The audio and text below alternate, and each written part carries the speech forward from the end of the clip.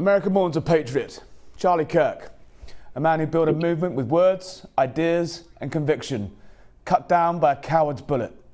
He'd not done anything wrong. He'd not lifted a finger in anger. Yet here he was targeted because he did the best at what he did, giving a voice to millions at once, too afraid to speak out. An assassin's bullet struck him in the throat in the Utah College debate today was a sinister reminder that the enemies of freedom are around us all. It's the ugliest politics since President Trump himself was branded the greatest threat to the order and shot because of it. Is Charlie's death now the natural destination in a world where everyone you disagree with is a Nazi or a racist, or you assassinate a CEO and become an overnight left-wing pin-up? We turn today to Mike Davis, President's #1 lawyer, a key confidant, about what this means for free speech, for justice, and for the future of America. Mike, welcome. You knew Charlie. You did on his show many times. He founded a movement called Turning Point. This feels to me like a turning point for America. Yeah, even at age 31, Charlie Kirk was already one of America's greatest leaders. He inspired millions of young people, especially on college campuses, to get involved in political activism, get involved in political debates. And Charlie welcomed all sides to the debates. That's what our American tradition is about on these college campuses. He was returning to that, where we went back to classic liberalism, where you can have both sides have honest debates. And this targeted assassination today of Charlie Kirk it's senseless and it's unacceptable.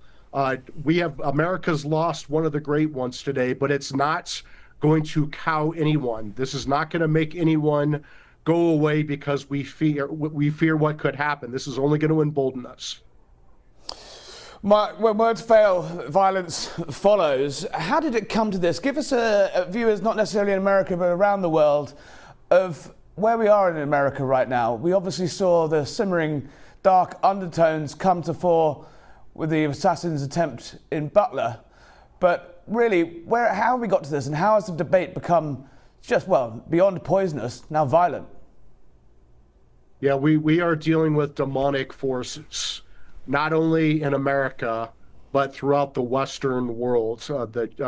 We are seeing America and Europe being overrun, our Judeo-Christian tradition under serious assault by people who do not share our values. And to me, this is good versus evil. Do we want voices like Charlie Kirk out there speaking the truth, or are we going to let demonic forces silence us, even murder us? This is an awakening today, and I hope people wake up to what we're facing. There's been sort of lurid predictions that America is descending into a civil war, not necessarily a violent one until you see scenes like today. But it's, the polarization of the debate is almost sort of gone too far. How do you see this playing out? I mean, in the darkest scenarios, this is going to escalate, is it not? Look, I want to be very careful what I say right now, because this is very raw. We just found out within the last 15 minutes that one of my good friends and one of America's greatest leaders was assassinated. So for once in my life, I'm going to try to keep the rhetoric cooler than it normally would be. Listen, tell me about your friend, tell me about your colleague, your fellow patriot. He was tipped as a future president, one of the most articulate people I've ever heard speak, gifted in a way with debate. Tell us about your friend.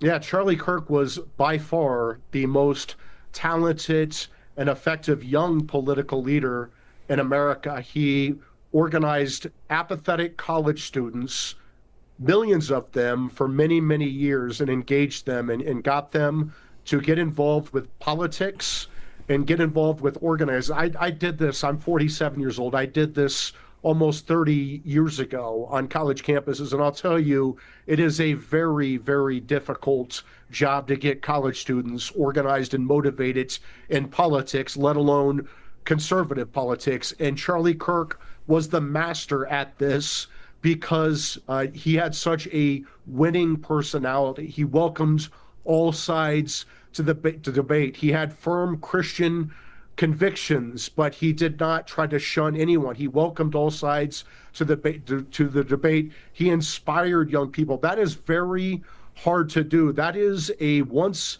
in a generation, maybe once in a lifetime talents that we saw in Charlie Kirk, and maybe, just maybe, that's why he was assassinated today. Yeah, no, Turning Point is an astonishing organisation, 650,000 conservative members on campuses in a world where being a conservative on a campus is not a good place to be at times. Why do you think he was so successful in recruiting people to his cause, and why are so many young people now turning their backs on liberalism?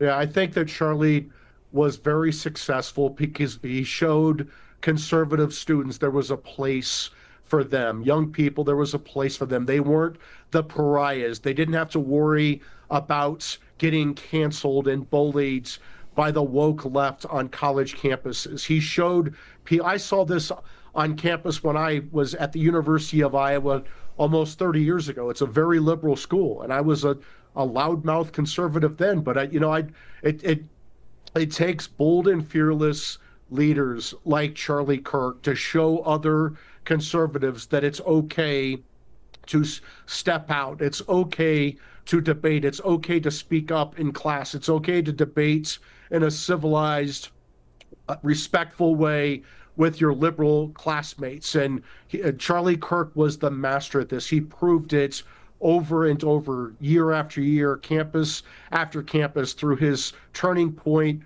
organization, a revolutionary organization for good in this country. And surely all likelihood, and we can only hope, that the assassin's bullet creates thousands more Charlie Kirks like him. What comes next? President Trump has obviously commented. Most of the senior figures in the US government seem to have known Charlie. He obviously helped campaign mobilize tens of thousands of activists last year for Trump's victory. How would you like to see his legacy remembered? I want his legacy to be that every young college student, every young person who was engaged in Turning Point redoubles their efforts after Charlie Kirk's assassination. We cannot let him die in vain. People need to carry the torch forward.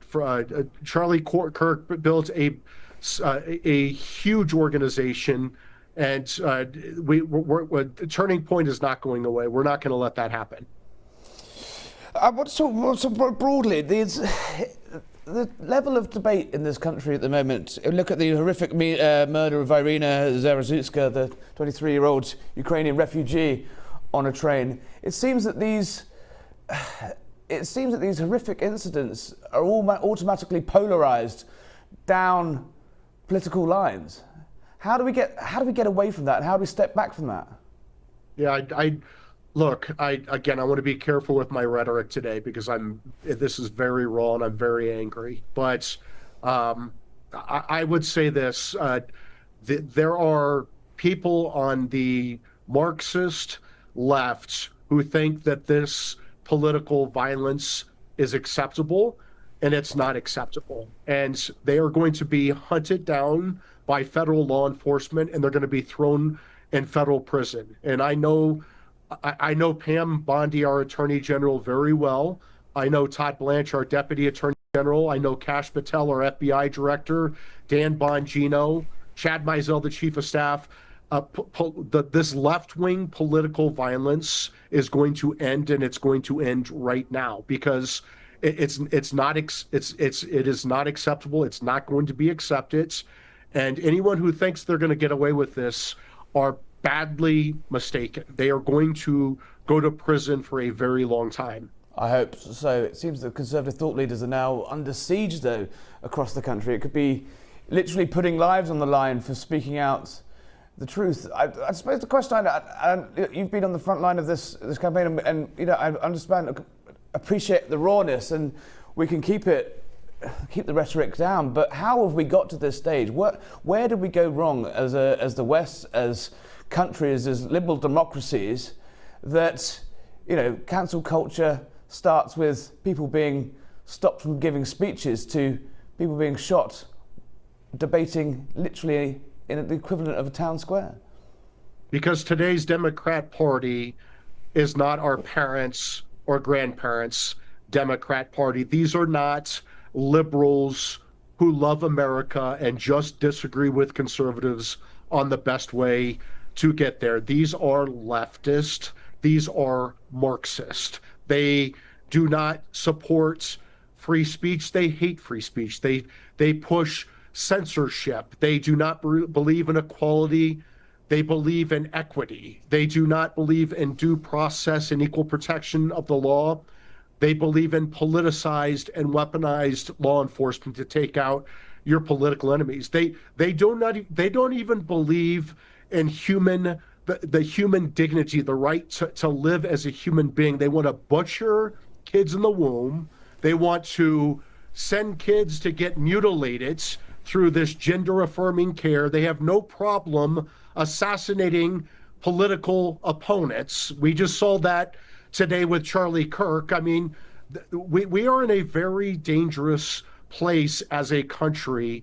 And quite frankly, I put this squarely on the doorstep of today's Marxist Democrat Party with this leftist, hateful, violent ideology and their violent coalition.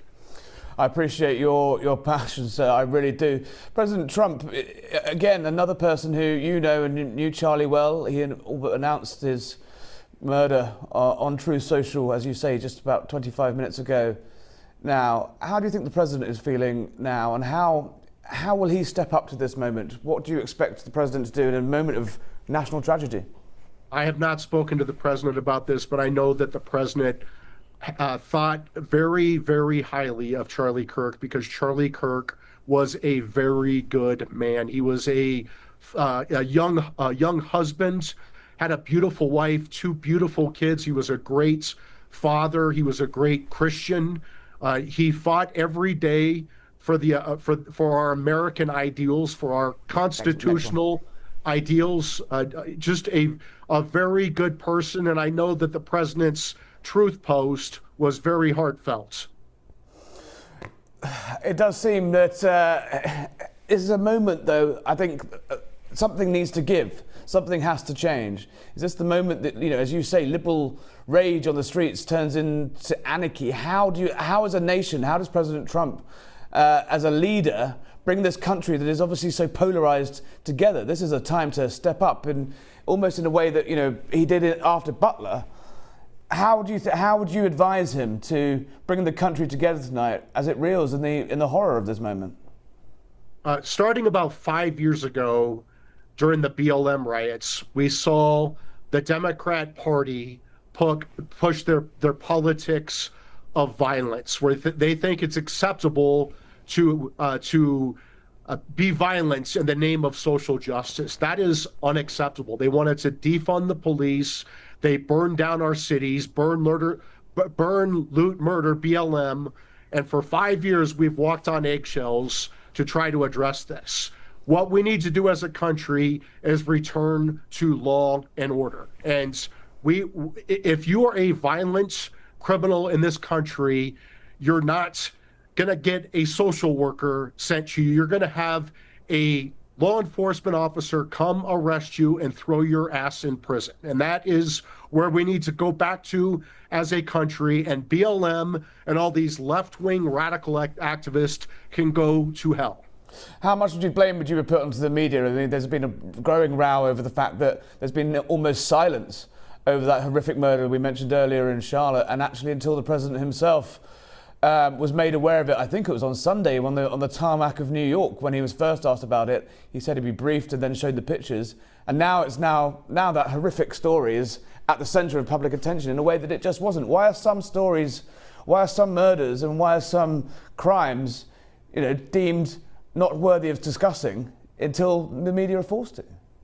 Because today's Marxist left is their whole goal is to divide and conquer our country. They are a subversive force because they hate America, they hate the West, they hate Europe, they hate Israel, they hate our Judeo-Christian tradition, and these Marxists are trying to destroy us from within.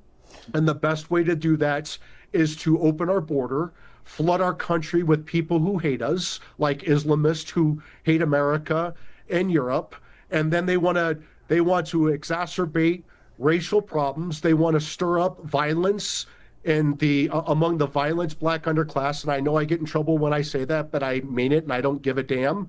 And then they want to coddle these criminal elements. And guess who that hurts the worst? The violence black underclass hurts hardworking, law-abiding black people stuck in these crime-ridden hellhole neighborhoods that these Democrats run.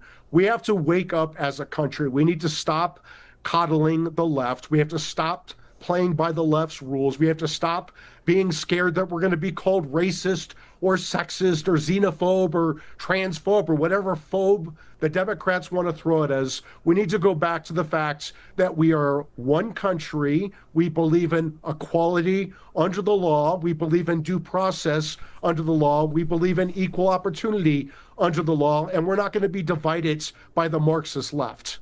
Mike, I know this interview has been scheduled for a couple of weeks now. We were going to talk about a whole range of subjects, from free speech to actually political silencing to crime. It doesn't feel like it's the day for that today, given the sad news. But I hope you will come back and see us again soon, where we can talk about some of the more, issues that seem a little blasé today when we've lost such a powerful figure as Charlie Kirk. But just before I go, just on that subject, tell us a little bit about how you are leading this fight back, what levers you are using, your legal work, your campaign work, and how that will carry on. But I promise you, we'll have a proper chat again on a better day, I suppose. Yeah, and I'm a little fired up, so I apologize for that. But I would say this, the Article 3 project worked very closely with Charlie Kirk and his team at Turning Point. They are a phenomenal organization at Turning Point. We will continue to work with Turning Point. We will continue to carry the torch for Charlie Kirk. We're not going away. I'm doing public speeches every day that I can. I'm going to do one on Saturday. And there's no way that I'm going to stop doing what I'm doing, and I'm encouraging other conservatives. There's no way you should stop doing what you're doing because of today's assassin's bullet with Charlie Kirk. We have to continue on because the left is trying to destroy our country and the West, and we're not going to let it happen. Mike Davis, fitting tribute there to a friend. I'm sorry for your loss, and thank you for taking time out to talk to us on what is a sad and horrible day for you there. Thank you, sir. Thank you very much.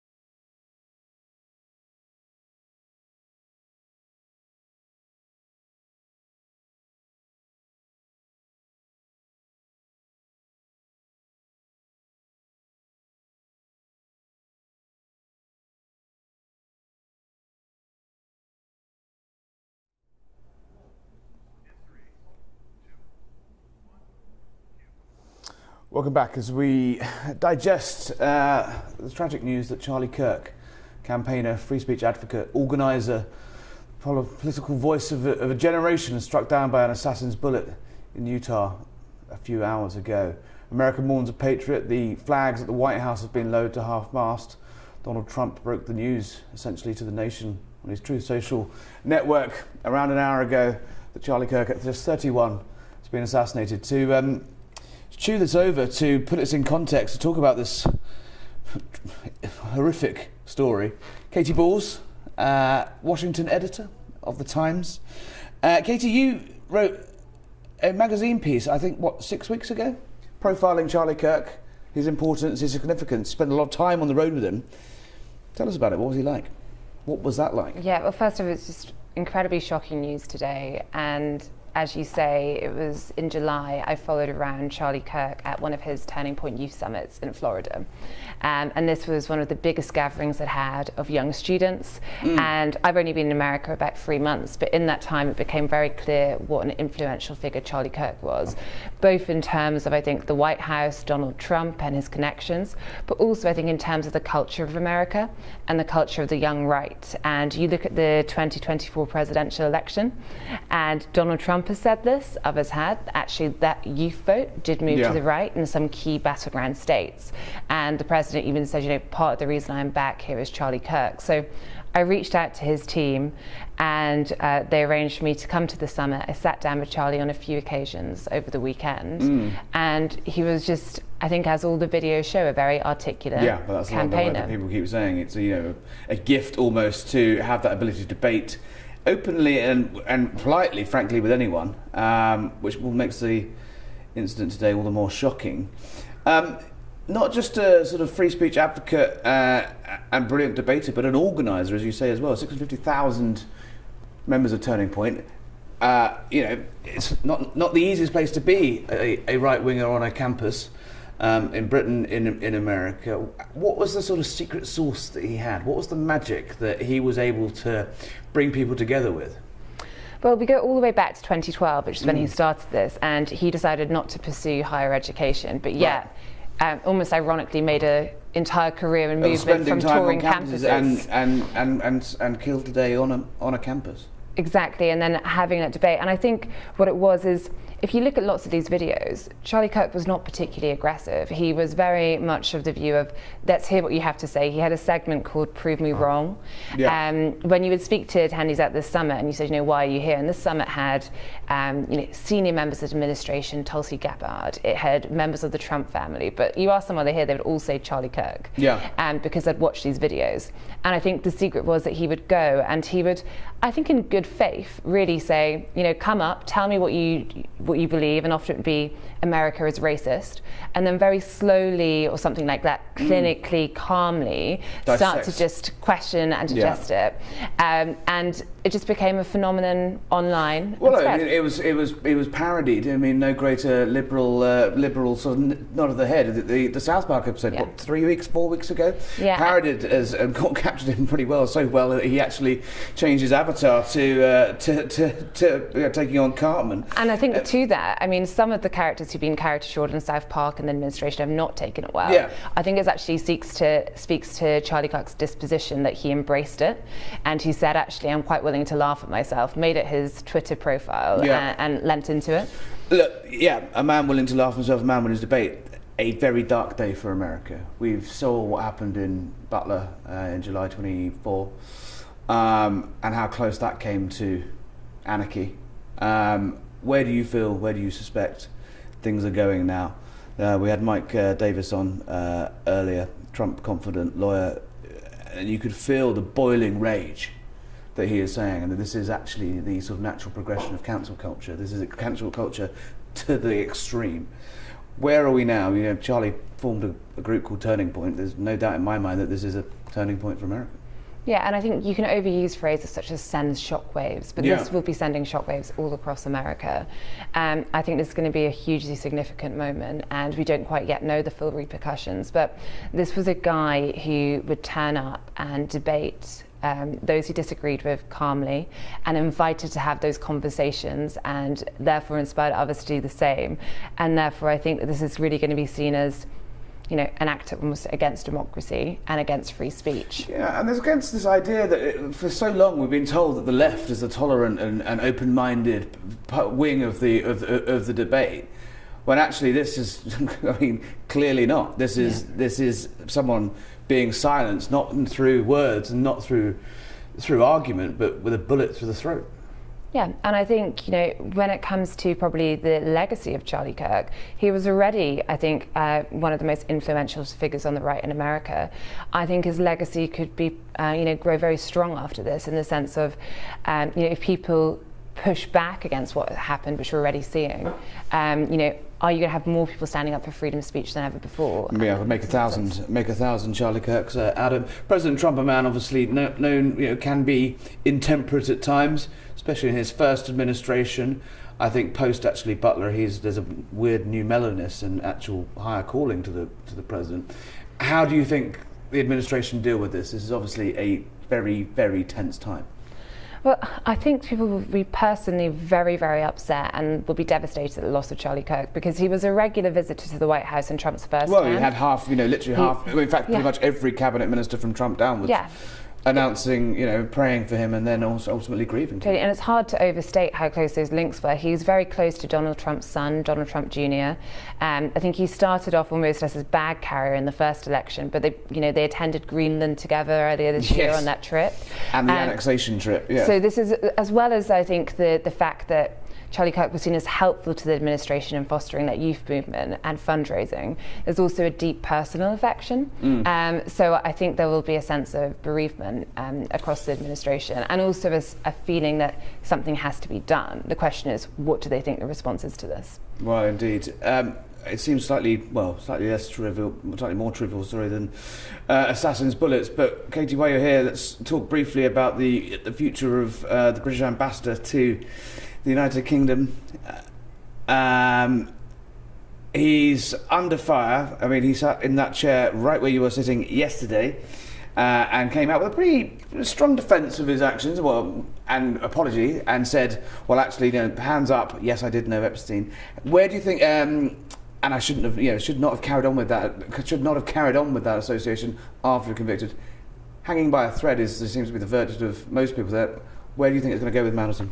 Well, I think what's interesting is here in DC, this is, well, even before the horrific news about Charlie Kirk, this was not the big story of the day. No. It's not something that, there has been skepticism in MAGA towards Peter Mandelson early on, but a lot of that has gone away because Trump has embraced Peter Mandelson. But yeah, I think that the unhappiness back in the UK could still decide his fate here in Washington. I think there was a sense from those around Peter Mandelson that he's getting on with the job, the state visit's coming up. Exactly, he was in the Oval Office. He was at pains to tell me he was in the Oval Office yesterday. Yeah, and he spoke to Scott Bessent today. Gosh. He's having meetings. There's definitely an effort to say he's busy, let him get on with it. I think there could be a fallout though on the Labour side. If lots of MPs start coming out and saying they don't have faith in him, does Keir Starmer have the nerve to stick by him? Well, that's what Ambassador Mandelson said yesterday. He said, I have the resilience to weather the storm, and whether others do remains to be seen. I do think that, well, it's two things. One, Keir Starmer appointed Peter Mandelson knowing full well that he had a penchant for the high life and a penchant for scandal and headlines. No one suggested that he wasn't somehow. There's not new information that he had a relationship with Epstein. Does that call into question, one, Keir Starmer's judgment, two, Peter Mandelson's sort of naivety that he'd be able to sort of ride all of this out, and three, strip that all away. I think we move in fish in similar pools, move in similar circles. I'm yet to find someone who hasn't actually said in DC that actually, yes, while Peter Mandelson was there, was highly sceptical to begin with, he's done a very good job as ambassador. He's right. He has one job. His job is to get right up there into the White House, and there he was holding hands with Donald Trump. They were purring in the Oval Office, talking about how handsome each other's were. Stepping back, you've got two issues. One, Peter Mandelson, good job. Two, should he have got the job in the first place? Yeah, I think if Downing Street now say he has to go, that raises questions about Keir Starmer's judgment, because as you say, it was well known that Peter Mandelson had this friendship with Jeffrey Epstein, and he still chose to appoint Peter Mandelson. Now, there was always a risk that embarrassing messages would come out. Indeed. We know that the Epstein scandal has ran on in that way, and now I think the question is, can the Prime Minister weather the decision he made? And also, if Peter Mandelson is jettisoned from the balloon and thrown out the tent, there's another politician in town that has Epstein links that are swirling around. What does that say? What would that say for the British Prime Minister to Donald Trump, who is literally getting on a plane in a matter of days to come to London?